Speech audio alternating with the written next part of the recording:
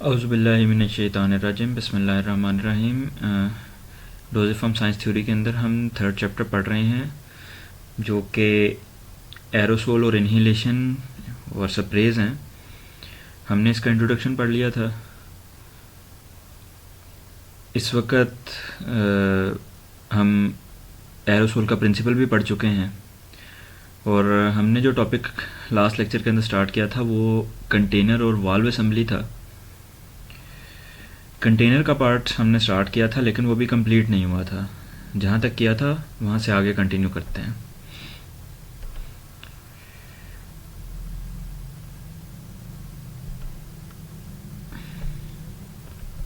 हम मेटल्स का पार्ट पढ़ रहे थे कंटेनर्स के अंदर, ग्लास का हो गया था।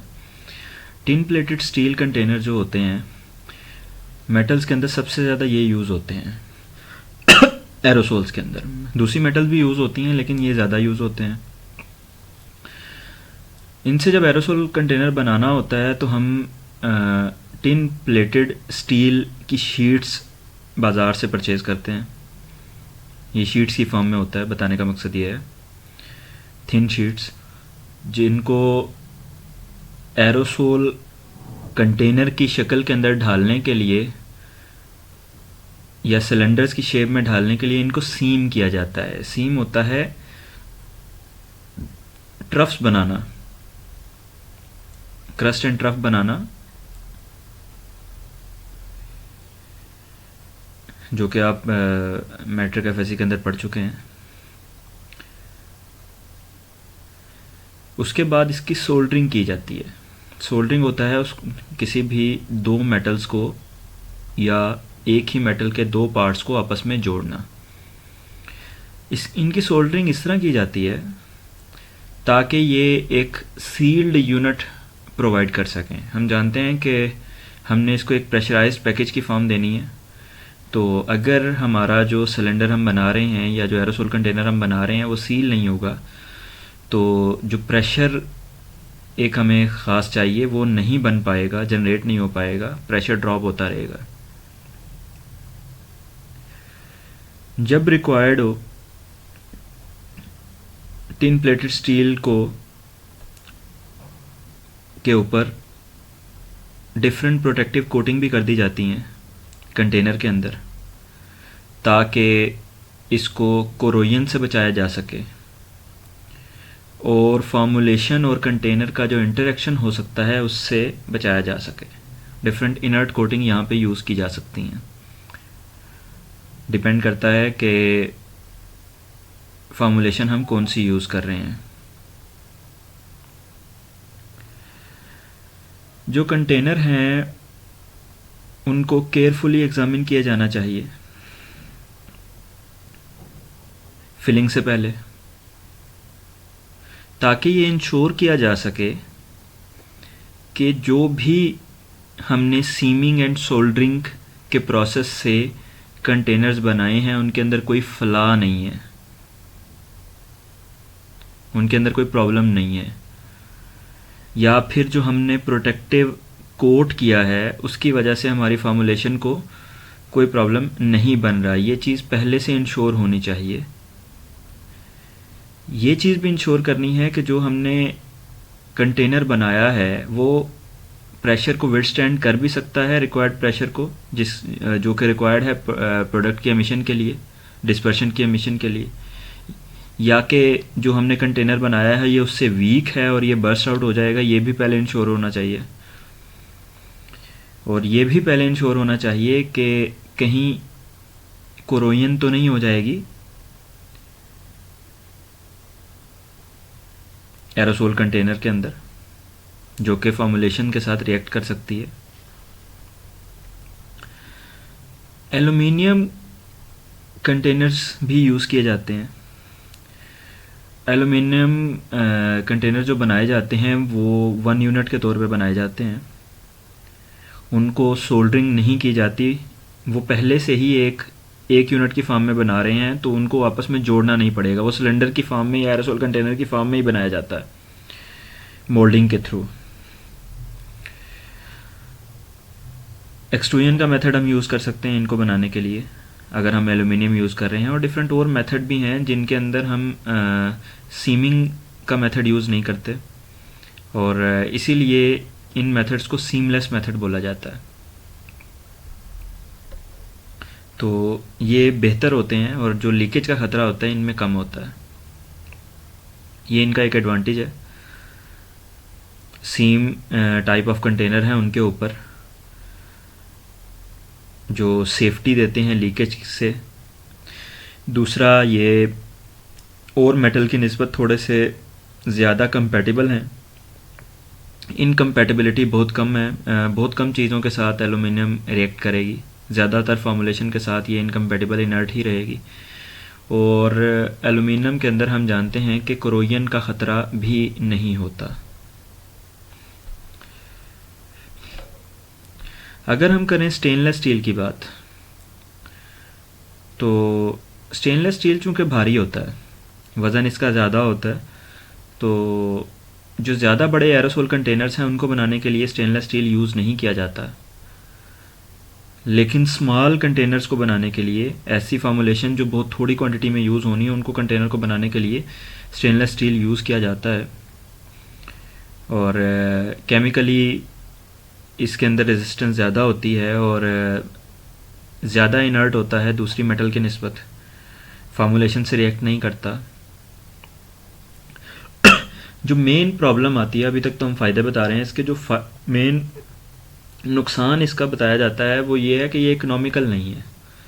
इसकी कॉस्ट जो है वो दूसरी मेटल की निस्बत बहुत ज़्यादा होती है, जिसकी वजह से जो आपका प्रोडक्ट की कॉस्ट होगी, टोटल प्रोडक्ट की कॉस्ट जिस पे पेशेंट ने या कस्टमर ने आपका एरोसोल परचेज़ करना है, तो वो कॉस्ट काफ़ी हद तक बढ़ जाएगी। तो कंपनी की कोशिश यही होती है कि अगर हमारे पास कोई और ऑप्शन है तो हम उसको यूज़ करें स्टेनलेस स्टील को यूज़ करने से पहले। लेकिन जब ऑप्शंस ख़त्म हो जाते हैं तो फिर यही करना पड़ता है यूज़, कोई अल्टरनेट अगर अवेलेबल नहीं है या फिसेबल नहीं है। प्लास्टिक की बात अगर कर ली जाए तो प्लास्टिक के कंटेनर्स भी होते हैं। कुछ हद तक हमें प्लास्टिक का कंटेनर्स यूज़ करके एरोसोल बनाने के अंदर सक्सेस मिली है, पैकेजिंग के अंदर सक्सेस मिली है एरोसोल कंटेनर की प्लास्टिक के अंदर। इनके अंदर एक इनहेरेंट प्रॉब्लम होती है जो कि और कंटेनर्स में नहीं होगी, ग्लास में नहीं होगी, मेटल्स में नहीं होगी। वो ये है कि परमिएशन जो है वेपर्स की वो हो जाती है कंटेनर के थ्रू भी। वेपर्स इस्केप कर जाते हैं एटमॉस्फेयर की तरफ प्रोपेलेंट के, जो कि नहीं होना चाहिए।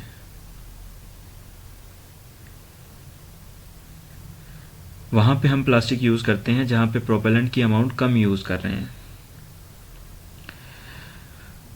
देखा गया है कि सर्टन ड्रग प्लास्टिक इंटरेक्शन जो हैं वो हमें देखने को मिले हैं, जो कि इफ़ेक्ट कर सकते हैं ड्रग की रिलीज़ को कंटेनर के अंदर से और रिड्यूस कर सकते हैं ड्रग प्रोडक्ट की एफिकेसी को, उसकी फार्माकोलॉजिकल एक्टिविटी को।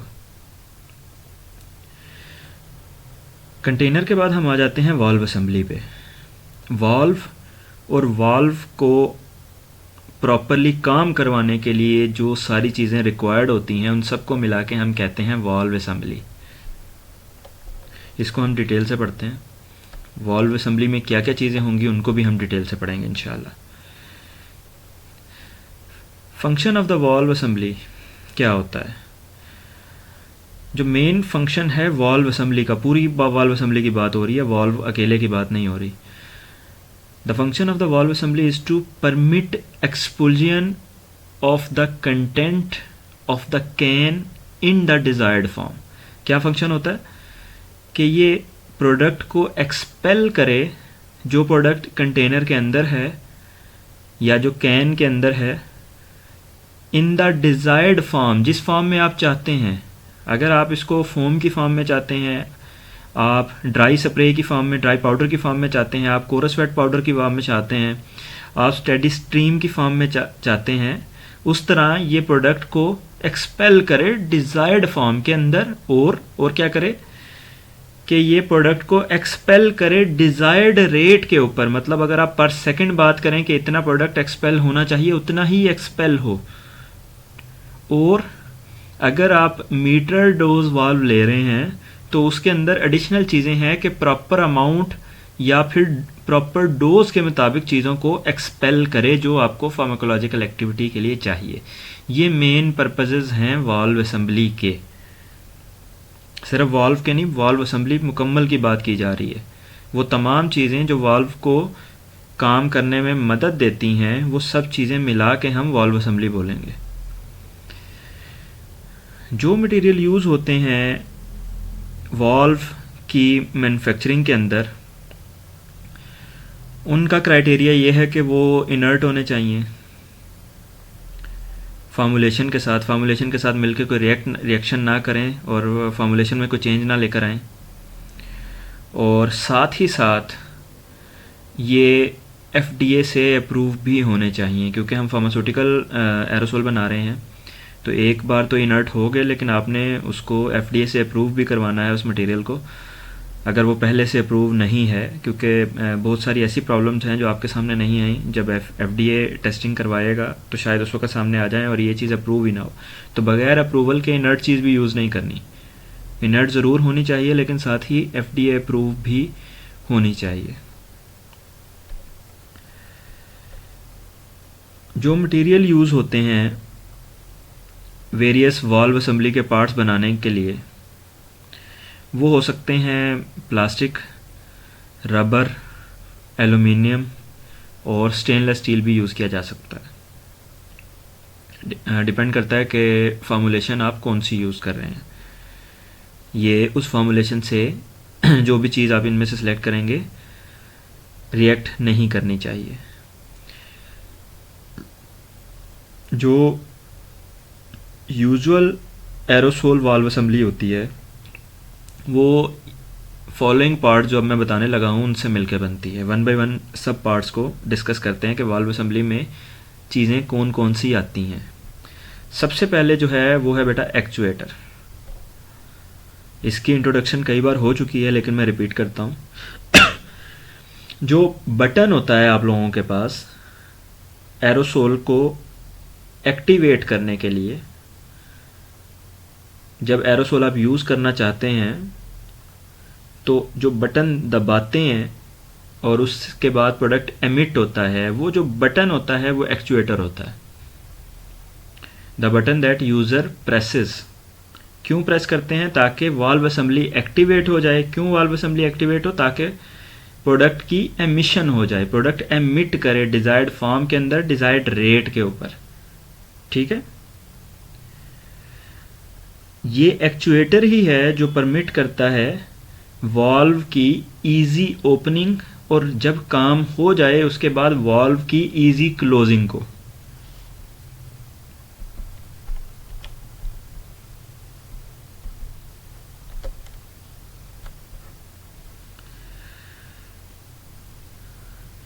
और एक्चुएटर के अंदर ही एक ओरिफिस होता है, एक सुराख होता है, होल होता है, जहाँ से प्रोडक्ट एमिट होता है, जहाँ से प्रोडक्ट एटमॉस्फेयर के अंदर डिस्चार्ज होता है।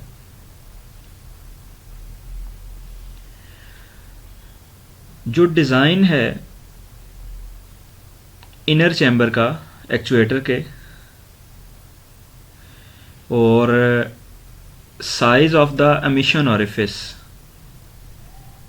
जहाँ से प्रोडक्ट एमिट हो रहा है, उस ओरिफिस का जो साइज़ है एक्चुएटर के, वो कंट्रीब्यूट करता है फिज़िकल फॉर्म के अंदर। मतलब जो प्रोडक्ट आपको किसी फॉर्म में मिल रहा है, मिस्ट की फॉर्म में मिल रहा है, कोरस स्प्रे की फॉर्म में मिल रहा है, सॉलिड स्ट्रीम की फॉर्म में मिल रहा है, फोम की फॉर्म में या और इस तरह की फ़िज़िकल फॉर्म में मिल रहा है, डिस्चार्ज होने के बाद, तो वो डिपेंड किस चीज़ पे कर रहा है? इसी एक्चुएटर के इनर चेम्बर के डिज़ाइन के ऊपर, कि ये चीज़ मिस्ट होगी, कोरस स्प्रे होगी, सॉलिड स्ट्रीम होगी या फोम होगी। किस चीज़ पे डिपेंड कर रहा है?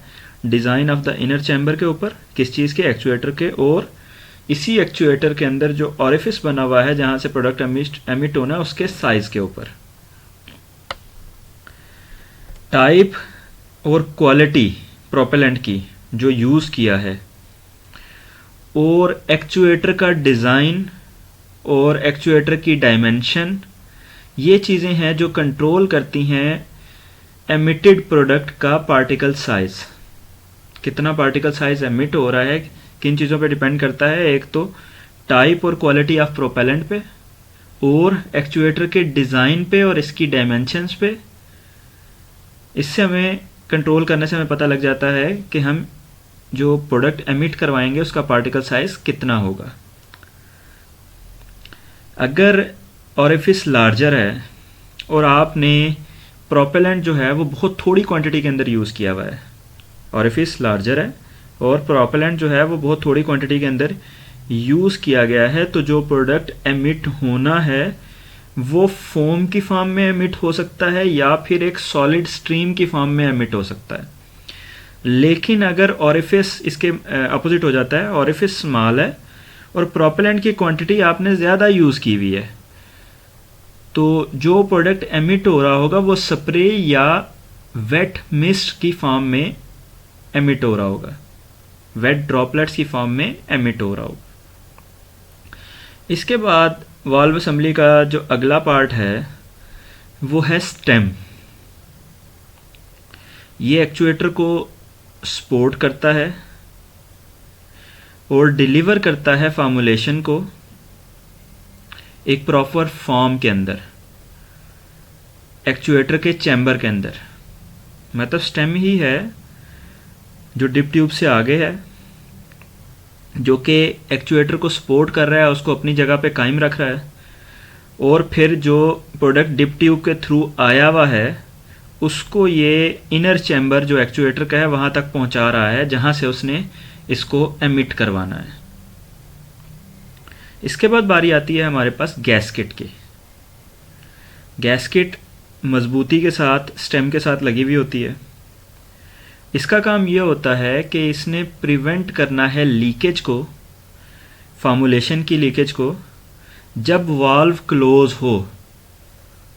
ठीक है, ये ना हो कि क्योंकि एक ख़ास प्रेशर अंदर जनरेट हुआ है, कहीं से भी हमने कंटेनर तो बेहतरीन बना लिया, लेकिन अब वाल्व असेंबली जब उसके अंदर हमने ऐड करनी है तो उसके लिए कुछ स्पेस तो छोड़ी होगी कंटेनर के अंदर। अब वहाँ पे अगर प्रॉपर सीलिंग नहीं हुई तो जो प्रोडक्ट है उसके अंदर से जो प्रोपेलेंट है वो तो एस्केप कर जाएगा, सिर्फ प्रोडक्ट अंदर रह जाएगा, और उसके बाद एक्चुएशन के बाद वाल्व असेंबली प्रॉपरली एक्टिवेट नहीं हो सकेगी, क्योंकि उसको काम करने के लिए प्रोपेलेंट भी चाहिए था, तो प्रोपेलेंट नहीं है। तो उसको बचाने के लिए हम क्या करते हैं कि स्टेम के साथ गैस्केट लगा देते हैं जो कि लीकेज को रोकती है फॉर्मूलेशन और प्रोपेलेंट के। उस वक़्त जब वाल्व क्लोज हो, जब वाल्व ओपन हो तो वाल्व के रास्ते से, नोज़ल के रास्ते से प्रोडक्ट एमिट होने में गैस्केट नहीं रोकती, प्रोडक्ट को एमिट होने देती है जब वाल्व ओपन हो, जब वाल्व असेंबली एक्टिवेट फॉर्म में हो। उसके बाद बारी आती है स्प्रिंग की। स्प्रिंग गैस्केट को होल्ड करता है उसकी प्लेस के अंदर, जिस तरह जो चीज़ स्टेम कर रहा था एक्चुएटर के लिए वही काम स्प्रिंग कर रहा है गैस्केट के लिए। और इसका एक मैकेनिज़्म होता है जिसके तहत जब आप एक्चुएट एक बार कर देते हैं तो एक्चुएटर वापस अपनी पोजीशन में चला जाए, एक्चुएटर रिट्रैक्ट कर जाए जब प्रेशर रिलीज़ हो चुका है, जब प्रोडक्ट रिलीज़ हो चुका है, और जब वाल्व है वो अपनी क्लोजिंग पोजीशन में जा रहा है, तो वहाँ पे एक्चुएटर को भी अपनी प्रीवियस पोजीशन में जाना है। ये चीज़ करवाता है स्प्रिंग। नेक्स्ट हमारे पास जो है वो है माउंटिंग कप। इसको एरोसोल कंटेनर के साथ या एरोसोल कैन के साथ अटैच किया जाता है या अटैच होता है, और ये वाल्व को अपनी प्लेस के अंदर रोके रखता है, होल्ड किए रखता है। इसकी जो माउंटिंग कप की जो इनर साइड है, अंडर साइड है, माउंटिंग कप की, वो एक्सपोज होती है फॉर्मुलेशन के साथ। तो इसकी टेस्टिंग या ये किस चीज़ का बना हो सकता है, उसमें वही कंसिडरेशन होंगी जो हमने रखी थी कंटेनर के लिए। जिस मटेरियल से कंटेनर बना होगा, माउंटिंग कप भी उसी मटेरियल का बना हुआ होगा। ये भी इनर्ट होना चाहिए, और फार्मूलेशन से चूंकि ये एक्सपोज्ड है इसका इनर पार्ट, तो जो इनर पार्ट है वो फार्मूलेशन के साथ रिएक्ट नहीं करना चाहिए। इसका सेम क्राइटेरिया होना चाहिए कंपैटिबिलिटी का जो कि हमने बाकी कंटेनर का लिया है। अगर नेसेसरी है, इसको जो इनर सरफेस है उसको कोट किया जा सकता है किसी इनर्ट मटेरियल के साथ, ताकि कोई अनडिज़ायर्ड इंटरैक्शन को रोका जा सके। इसको कोट किया जा सकता है जिन इनर्ट मटेरियल के साथ, वो हैं एपॉक्सी रेजिन, या फिर विनाइल के साथ इसको कोट किया जा सकता है। नेक्स्ट जो हमारे पास है वो है हाउसिंग। डायरेक्टली माउंटिंग कप के नीचे हाउसिंग मौजूद होती है जो कि लिंक करती है डिप ट्यूब को और स्टेम को और एक्चुएटर को।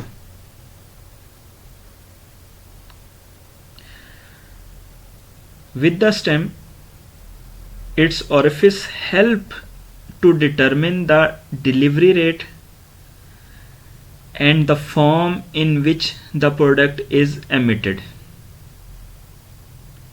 डिलीवरी रेट और जो जिस फॉर्म के अंदर, जिस फिजिकल फॉर्म के अंदर हमारा प्रोडक्ट एमिट होगा, वो भी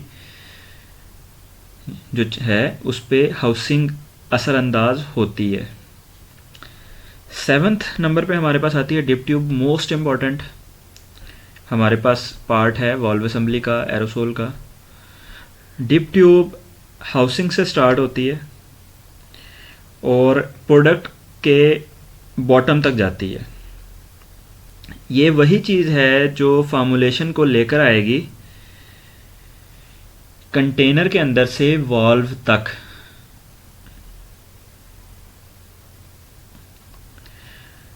विस्कोसिटी जो होती है प्रोडक्ट की,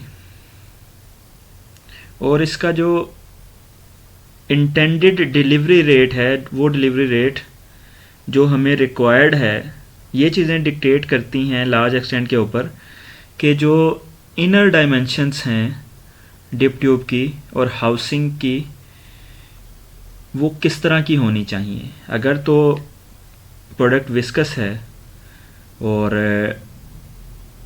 इसके हिसाब से हमारे पास डिप ट्यूब का साइज़ हमने रखना होता है। अगर विस्कस नहीं है तो उस हिसाब से हमने डिप ट्यूब का साइज़ रखना होता है, उसकी मोटाई रखनी होती है। और डिलीवरी रेट पे के लिए भी इसी तरह हम डिप ट्यूब को चेंज करते रहते हैं। Actuator, stem, housing, dip tube, ये जो 4 चीज़ें मैंने अभी बोली हैं, ये मोस्टली प्लास्टिक की बनी हुई होती हैं। जो माउंटिंग कप है और स्प्रिंग है, ये मेटल का बना हुआ होता है। मोस्टली बात हो रही है, एक्सेप्शनल केसेस हर जगह पे होंगे। और जो गैस्केट है उसको बनाया जाता है या तो रबर के साथ या प्लास्टिक के साथ। ऐसी रबर या प्लास्टिक के साथ जो कि रेजिस्टेंट हों फार्मूलेशन से, फार्मूलेशन के साथ इनर्ट हों, फार्मूलेशन के साथ किसी किस्म का कोई इंटरेक्शन ये ना करें।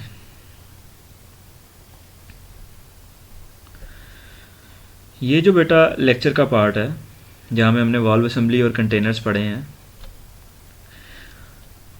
ये पार्ट लिया गया है बेटा section 6 chapter 12 Ansel's pharmaceutical dosage form and drug delivery system से।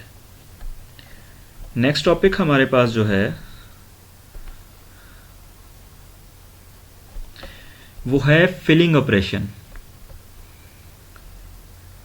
सरसरी सा तो हमने पढ़ लिया था कि कोल्ड फिलिंग होती है, प्रेशर फिलिंग होती है, तो अब उस चीज़ को हम डिटेल से पढ़ेंगे।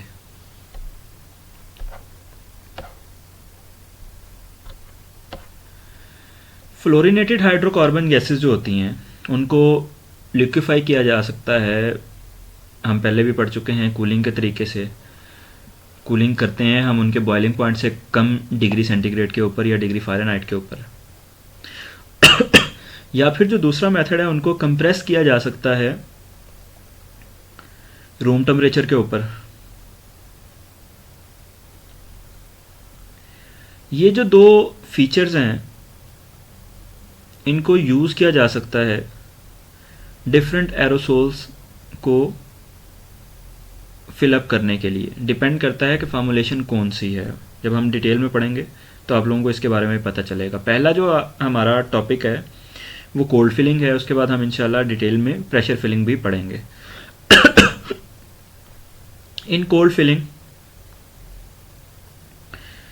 कोल्ड मेथड के अंदर जो प्रोडक्ट कंसनट्रेट होता है और जो प्रोपेलेंट होता है इन दोनों को कूल किया जाता है -34.5 डिग्री सेंटीग्रेड से लेकर -40 डिग्री सेंटीग्रेड तक, या फिर -30 फ़ारेनहाइट से लेकर -40 फ़ारेनहाइट तक इनको कूल किया जाता है नॉर्मली।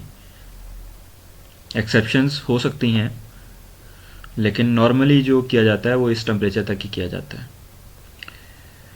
ये टेम्परेचर ज़रूरी है लिक्विफाई करने के लिए प्रोपेलेंट गैस को।